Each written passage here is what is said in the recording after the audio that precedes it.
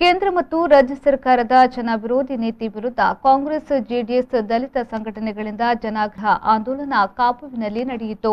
ಕಾಪುವಿನಲ್ಲಿ ಶಾಸಕ ಲಾಲಾಜಿ ಮೆಂಡನ್ ಕಚೇರಿಗೆ ಮುತ್ತಿಗೆ ಹಾಕಿ ರಾಜ್ಯ ಮತ್ತು ಕೇಂದ್ರ ಸರ್ಕಾರ ಹಾಗೂ ಕಾಪು ಶಾಸಕರ ವಿರುದ್ಧ ಘೋಷಣೆಯನ್ನ ಕೂಗುವ ಮೂಲಕ ಪ್ರತಿಭಟಿಸಿದ್ದಾರೆ.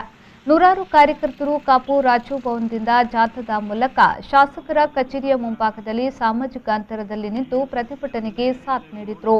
ಶಾಸಕರ ಕಚೇರಿ ಮುಂಭಾಗ ಬಡವರ ಆಹಾರ ಧಾನ್ಯಗಳ ಖಾಲಿ ಚೀಲಕ್ಕೆ ಬೆಂಕಿ ಹಾಕಿ ಪ್ರತಿಭಟಿಸಲಾಯಿತು.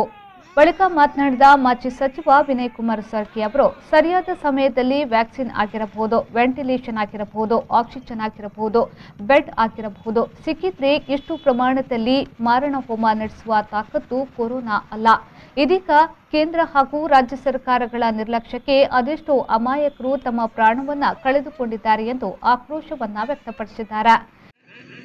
राज्य ಸರ್ಕಾರಕ್ಕೆ ಬರಬೇಕಾದಂತ ಏನು ಅನುದಾನ ಇದೆ ಅಥವಾ ಆಕ್ಸಿಜನ್ ಇದೆ ಅದು ಬೇರೆ ಬೇರೆ ರೀತಿಯಲ್ಲಿ ಕಡೆಗೆ ಇವತ್ತು ಕೋರ್ಟಿಂದ ಮಾತ್ರ ಪರಿಹಾರ.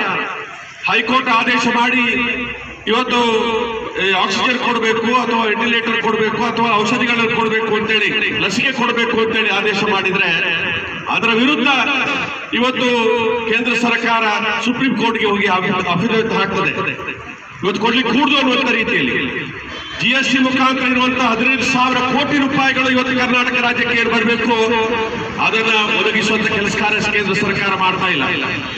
ಲಸಿಕೆ ಹೆಚ್ಚಿನ ಅಂಶ ಬೇರೆ ಬೇರೆ ರಾಷ್ಟ್ರಗಳಲ್ಲಿ ಲಸಿಕೆ ಕೊಡುವಂತ ಕೆಲಸ ಕಾರ್ಯಗಳು ಇವತ್ತು ಆಗಿದೆ. ಆದ್ರೆ ನಮ್ಮ ರಾಷ್ಟ್ರದಲ್ಲಿ ಇವತ್ತು ಲಸಿಕೆ ಬಗ್ಗೆ ಆಲೋಚನೆ ಮಾಡಿರುವಂತದ್ದೇ 2ನೇ ಕೊರೋನಾ ರೋಗ ಬಂದ ನಂತರ ಏಪ್ರಿಲ್ 15ನೇ ತಾರೀಕಿನ ನಂತರ.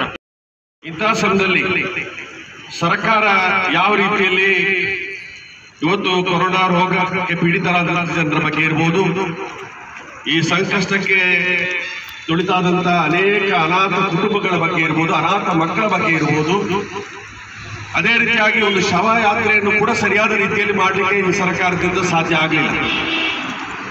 ಅದೇ ರೀತಿಯಾಗಿ ಇವತ್ತು ಬೇರೆ ಬೇರೆ ರಾಜ್ಯಗಳಲ್ಲಿ ಕೊರೋನಾ ರೋಗ ಬಂದ ಸಂದರ್ಭದಲ್ಲಿ ಸಾಕಷ್ಟು ರೀತಿಯ ಪ್ಯಾಕೇಜ್ಗಳನ್ನು ಕೊಡುವಂತಹ ಕಾರ್ಯಕ್ರಮ ಆಗಿದ್ರು ಕೂಡ ಇಲ್ಲಿ ಯಾವುದೇ ರೀತಿಯಲ್ಲಿ ಕೂಡ ಕರ್ನಾಟಕ ರಾಜ್ಯದಲ್ಲಿ ಯಾವುದೇ ರೀತಿಯ ವ್ಯವಸ್ಥೆಗಳಾಗಲಿಲ್ಲ.